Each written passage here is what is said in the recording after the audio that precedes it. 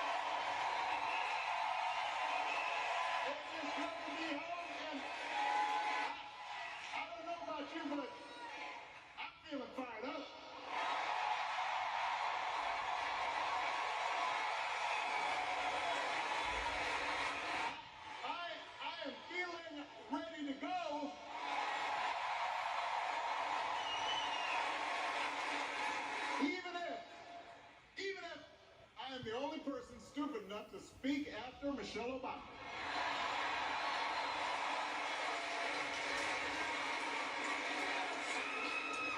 I am feeling hopeful because this convention has always been pretty good to kids with funny names who believe in a country where anything is possible. Because we have a chance to elect someone who has spent her entire life trying to give people the same chances America gave her. Someone who sees you and hears you and will get up every single day and fight for you. The next president of the United States of America, Kamala Harris.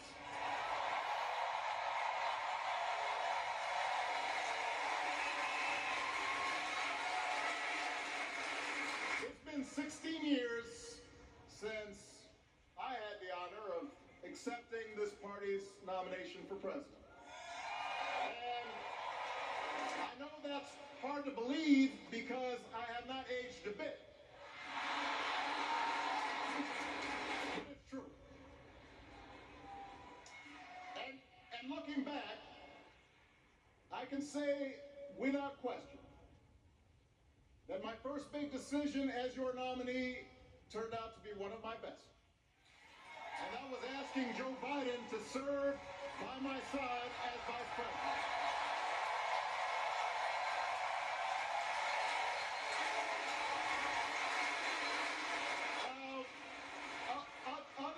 Other than some common Irish blood,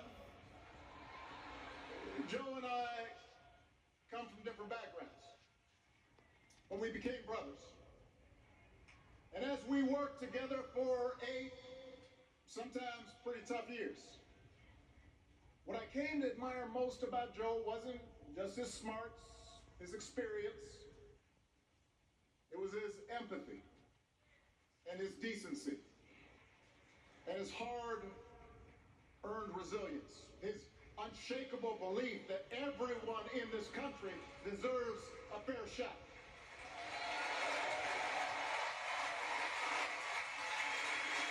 And over the last 4 years, those are the values America has needed most.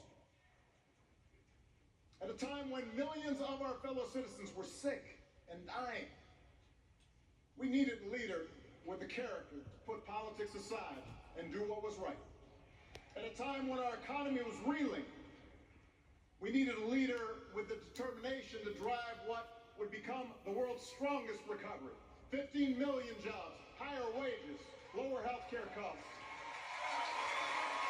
At a time when the other party had turned into a cult of personality, we needed a leader who was steady and brought people together and was selfless enough to do the rarest thing there is in politics, putting his own ambition aside for the sake of the country.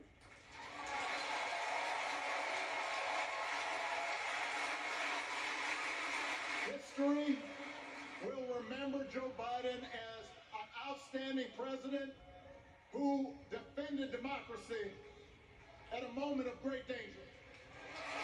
And I am proud to call him my president, but I am even prouder to call him my friend.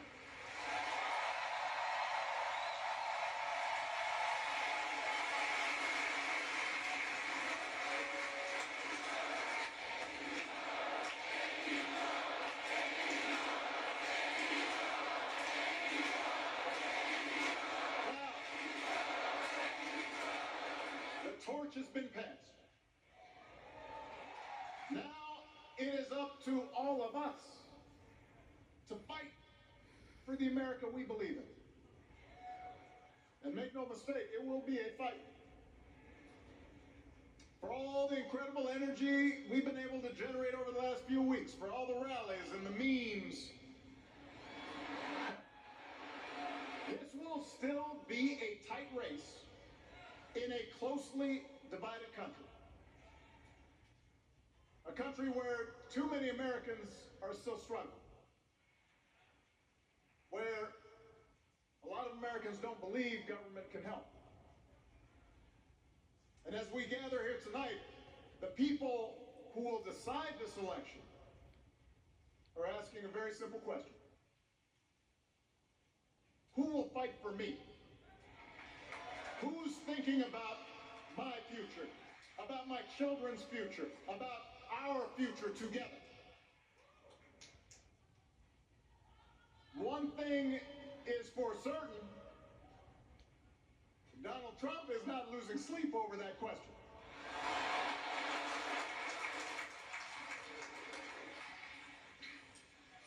Here's a 78-year-old billionaire who has not stopped whining about his problems since he rode down his golden escalator 9 years ago.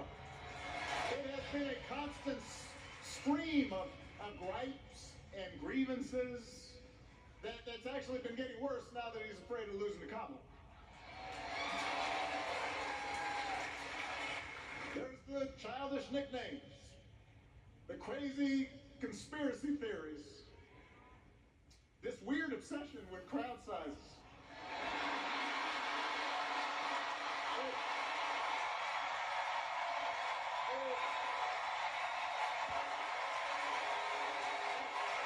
It just goes on and on and on. The other day I heard someone compare Trump to the neighbor who keeps running his leaf blower outside your window every minute of every day.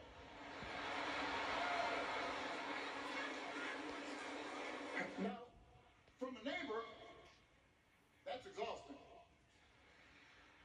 From a president, it's just dangerous. The truth is, Donald Trump sees power as nothing more than a means to his ends. He wants the middle class to pay the price for another huge tax cut that would mostly help him and his rich friends. He killed a bipartisan immigration deal written in part by one of the most conservative Republicans in Congress that would have helped secure our southern border because he thought trying to actually solve the problem would hurt his campaign.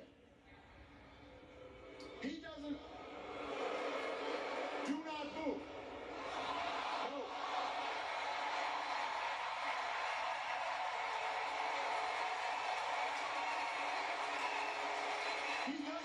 to care if more women lose their reproductive freedom, since it won't affect his life. And most of all, Donald Trump wants us to think that this country is hopelessly divided between us and them. Between the real Americans, who of course support him, and the outsiders who don't. And he wants you to think that you'll be richer and safer if you will just give him the power to put those other people back in their place. It is one of the oldest tricks in politics. From a guy whose act has, let's face it, gotten pretty stale. We do not need 4 more years of bluster and bumbling and chaos. We have seen that movie before, and we all know that the sequel is usually worse.